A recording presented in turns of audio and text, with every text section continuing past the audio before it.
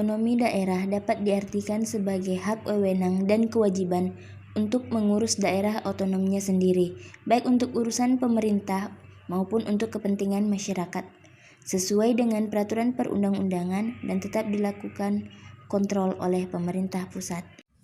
Berbicara tentang otonomi daerah, lalu apa sih yang melatar belakangi lahirnya otonomi daerah di Indonesia?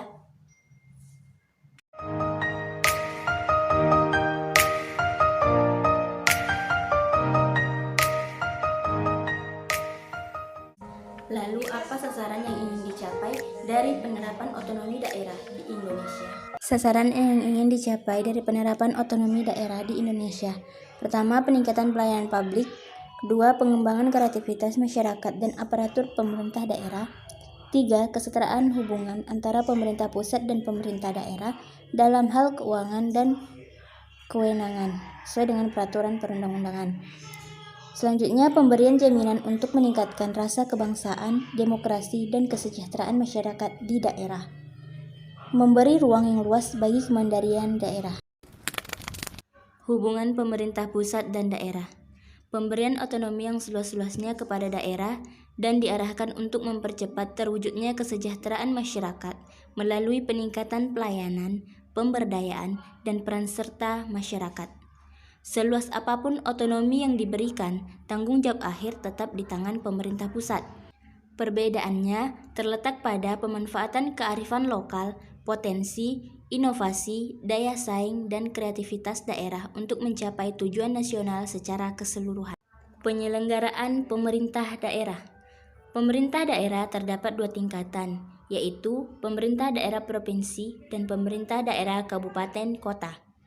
Pemerintah daerah provinsi dipimpin oleh gubernur sebagai kepala daerah dan sekaligus sebagai wakil pemerintah pusat. Pemerintah kabupaten atau kota yang dikepalai oleh bupati atau wali kota berfungsi sebagai kepala daerah dan bertanggung jawab kepada Dewan Perwakilan Rakyat Daerah. Perangkat-perangkat daerah. Yang pertama, sekretariat daerah. Yang kedua, lembaga dinas daerah yang dikepalai oleh kepala dinas. Yang ketiga, lembaga teknis daerah yang dikepalai oleh kepala badan daerah. Selanjutnya, kecamatan yang dikepalai oleh camat, kelurahan yang dipimpin oleh lurah, dan kenagarian yang dipimpin oleh wali nagari. Dalam otonomi daerah, terdapat beberapa urusan pemerintahan yang tidak dilimpahkan kepada daerah. Yang pertama, politik luar negeri; yang kedua, pertahanan dan keamanan; yang ketiga, justisi; yang keempat, moneter dan fiskal nasional; yang kelima, agama. Penataan daerah. Dalam penataan daerah, pembentukan daerah didahului dengan masa persiapan 3 tahun. Apabila evaluasi menunjukkan daerah persiapan tersebut tidak memenuhi syarat, maka diserahkan kembali ke daerah induknya. Dan apabila memenuhi syarat, maka daerah tersebut dibentuk melalui perundang-undangan. Keuangan daerah. Untuk menjalankan pemerintahan daerah kewenangannya, daerah tersebut harus mempunyai sumber keuangan daerah agar mampu memberikan pelayanan dan kesejahteraan di daerahnya. Namun, bagaimana jika keuangan daerah tersebut tidak mencukupi? Jadi, jika keuangan daerah tersebut kurang mencukupi, maka pemerintahan pusat dapat membantu daerah dengan instrumen DAK. Peraturan daerah. Kepala daerah dan Dewan Perwakilan Rakyat Daerah membuat peraturan daerah sebagai dasar hukum sesuai dengan nilai-nilai yang berlaku di masyarakat setempat dan tidak bertentangan dengan peraturan di atasnya. Untuk pembatalan peraturan daerah provinsi, Presiden melimpahkan ke Menteri sebagai pembantu Presiden.